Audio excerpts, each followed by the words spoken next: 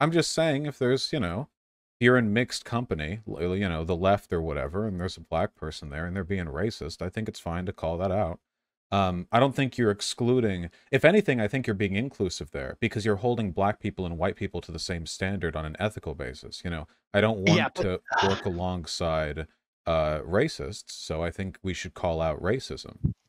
well, well, okay. So if privilege exists, right, for white people, and black people are, say that black person was resentful of that system, and they lashed out in that way, I wouldn't say, oh, I don't want to associate with you. I'd say, listen, I understand, I get it, but obviously, well, it depends on what person you're talking I about. don't get it. What the f does the existence of racism have to do with the moral justification for lashing out at a white person? I don't get that at all.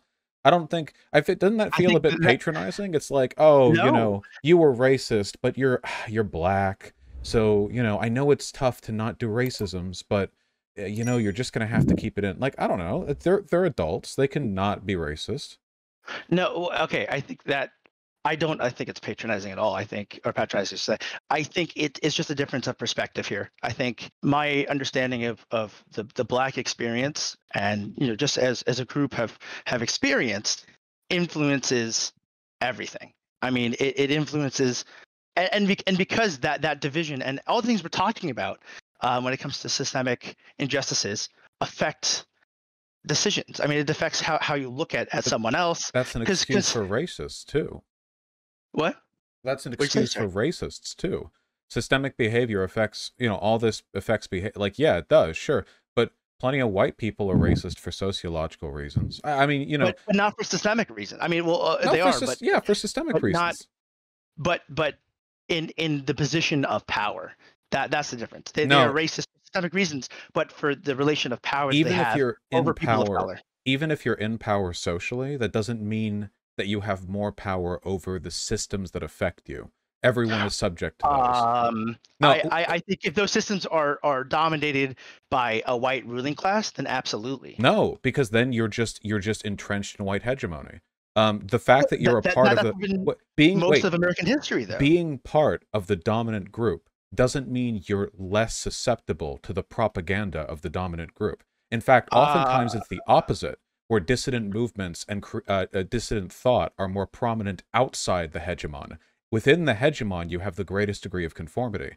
right. So if the argument is black people just do the oopsie whoopsie racism because they're being you know, they've been subjected to bigotry and it affects them. I mean, white people have been subjected to things with equal strength that may lead them to being racist, but I don't think you can like absolve behavior on account of that. I never once said that I absolve behavior. That I've actually tried to do the I mean, you opposite. kind of said, you know, like you'd go to them and you're like, you know, I understand why you did this. You know, like you would Right, never because do you've that been for a white subjugated racist. for 400.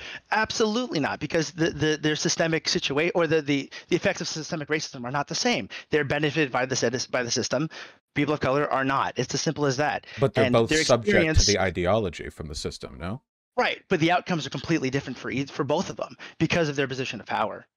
Yeah, but if the question at hand here is how in control are you over your behavior, I don't think there's a difference whether you're in or out of the hegemon. Well, of course, people have gotten themselves out of poverty and have spoke against gang violence. People can, or in the opposite case, have left the alt right pipeline and have commented on their experiences getting out of it. People can get out of anything, but these are age old systems that have been entrenched and have daily effects on how we see. There's this really great example of this recent study that was done where these three preschoolers, or four, I should say, were sat around the table and they're supposed to look at who's behaving badly, press a button, who you notice. And there's a black kid, white kid. I mean, it's very multiracial.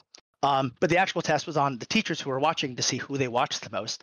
And black women, white women, I believe, Latina women, they all looked like it the most. So like these are things that, like you said, are out of our control in some ways. So, But as you demonstrate, we are all subject to these biases. So there's why should internalized black depression, people 100%. be given more leeway when it comes to doing something that's morally wrong? Because the racial hierarchy is built to subjugate people of color. That is what it's built for. I mean, if you look at, I'm going to say historically again, you have white people, WASPs at the top, black people at the bottom. Every other racial group that has been in the United States was judged based on their distance to and from whiteness and from blackness. So, So the wait, Irish, for instance. with respect, you keep answering Mhm. questions that I'm not. I know this. I'm aware of Right, the hegemony of white supremacy. right. What you're not getting is I don't care. What matters to me is culpability for one's own behavior, a sense in which we are all equal. Black and white people, whether they are victim or victor, on top or on bottom, hegemony or not, we're all responsible for our behavior to an equal degree because we're all I subject to the same. See, if you disagree with that, then that is by definition patronizing because you're saying well, black no, people are less in control of themselves. I'm not saying that at all. I'm just saying that it's easy for you to say that as someone who has not experienced what people of color have Sure, it experienced. is. I think exactly, and I think that It's that's the easy problem is because that, it's right. huh? It's easy because it's right. We're all equally culpable for our behavior. This is a very basic, like, But moral. that's the same shit liberals say, where they say like, oh, we're all the same. Uh, you know, uh, racism does not exist. I did not say Uh, racism doesn't exist, and frankly, right. liberals don't either. All I'm saying is that we're all equally responsible for our behavior, which I fully believe. Yeah. Otherwise, you know which groups we don't think that of? The mentally handicapped and children. Those are the two groups that get deferred sentencing and lighter sentences for the same crimes. But as long as we've agreed, that black and white people are equals, at least in principle, not socially, we have to acknowledge that we're all equally responsible for the consequences of our behavior. And as long as that's the case, I think it's okay to impugn a person of color for racism, just the way you would a white person, even if the consequences or outcomes are different, Like, that's like saying it's okay if, like, a girl in a relationship throws a knife out of anger Mhm. more so than a Right. guy, because a guy Right. could throw it harder. Like, well, no, in both I believe cases that. they're But both throwing a knife. right. But in that case, though, I mean, like men commit more violence against women domestically than I believe the Well, opposite. I mean, black people commit more violent crimes, so let's not go that road. It doesn't matter. They're both responsible for their behavior. They both threw the knife. That's not good. Mhm. I completely agree, but I think there's exterior arbitrary factors that influence that, and that should be taken into account whenever you make any sort of moral judgment. I mean, like if a black person killed a Klan member, right? You wouldn't say, "Oh man, you murdered someone." Like you would not hold that to the same We're not talking moral about Klan equivalency. members here. We're talking about just regular white people and black people. But if a white person screamed "fuck black Wait, people" and but stabbed wait, a wait, wait, black wait. person to death, or a black person did "fuck white people" and stabbed a white person to death, I would say those are morally equal. Yes. Oh, wait a second though. But you make that distinction between a Klan member and greater society. But I would obviously disagree with that, and I would say that we live in a white supremacist structure that is that while it influences white people into believing that on some degree, I believe that white people are superior and should run things. I mean, like that's just how it's been for But what? No, centuries, and I wait. think that What does still that is. have to do with a person's decision to just up and stab someone to death based on their race? It's bad to do that. It's a hate crime. It's murder either way. Um, I don't think it's more permissible. Like, what you're arguing for right now is patronizing because you're essentially arguing for a lesser degree of culpability for all bad behavior done by people of color, No, which I would say equal culpability, but the you have to correct the um the oppressive system into that making it equal. So you're black not people get worse correcting for it sentences. by being more permissive to white people getting stabbed to death. I'm saying that well, that person would still get charged. I'm saying that they wouldn't be held accountable for their crime.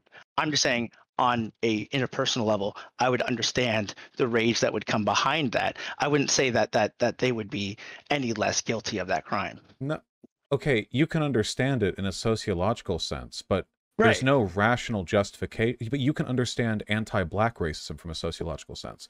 From a sociological sense, you can Absolutely. understand Nazi, the Holocaust, everything. Right. The point Right. of sociological analysis of people's behavior is to understand the systems that led them to that point. But that's not unique to, like, the black person doing racism. That would be the case for anyone. Like, if a Klan did a lynching, I could ponder that and go, well, I understand sociologically why this happened. But that's not. But I mean, that doesn't mean anything with regards to moral culpability.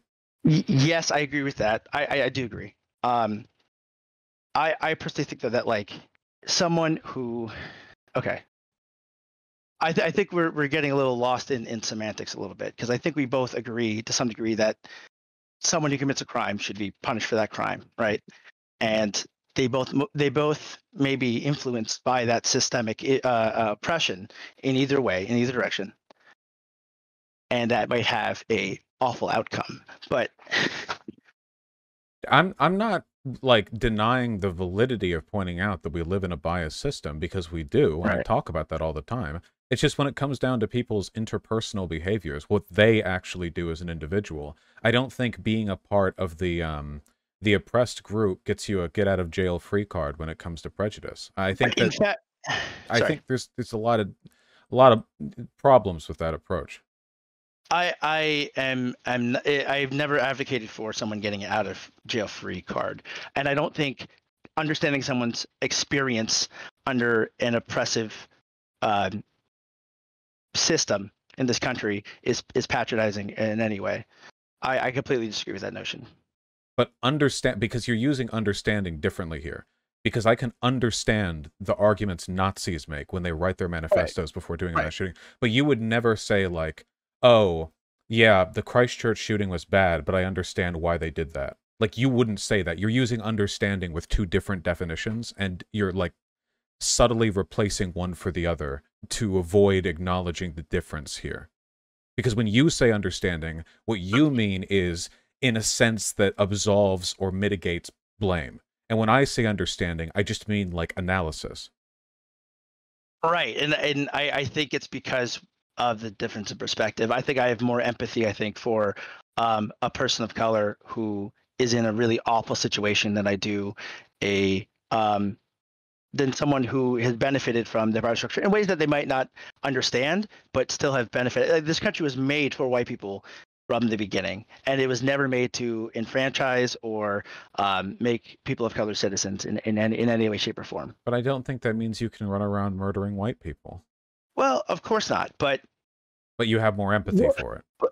yeah, like I have more empathy for people like the Haitian Revolution, for instance, right? They But ran they, but around murdering white people who were actively enslaving them. but That was that, a slave well, rebellion that yeah, that is was a justified. slave rebellion. Right. What do you That think we're black not, liberation movements are, though? Like I mean, the same thing with like not the Black slave Panther Party. liberation. Well, but in a sense, yes, I think that's what if you read Revolutionary Suicide, anything by Huey P. Newton, honestly, or Angela Davis, they talk about black liberation as a form of a slave revolt We're against. not, the white people in this country are not Mhm. slavers by virtue of their race. I'm not impugning John Brown here. You can, if Mhm. a black person's being enslaved, they can do whatever the fuck they want to their slave owner. Okay, that's not, I'm not questioning that. But like, you're equating right now. The example was a black person just doing a drive-by and shooting a white guy in the head while yelling "fuck whitey." Nothing about this is anti-racist or revolutionary or praxis or anything. So I feel like it's kind of damaging to compare that to Haitian Revolution or like No. Huey P. Newton's I'm not writings. comparing just murder to the Haitian Revolution. That's But not what no, I'm that's what we talking were about at all. talking about, though. We were talking about randomly killing a white guy, and you started talking about like actual revolutionary ideology, which I don't think there's a relationship between those. White people are superior and should run things.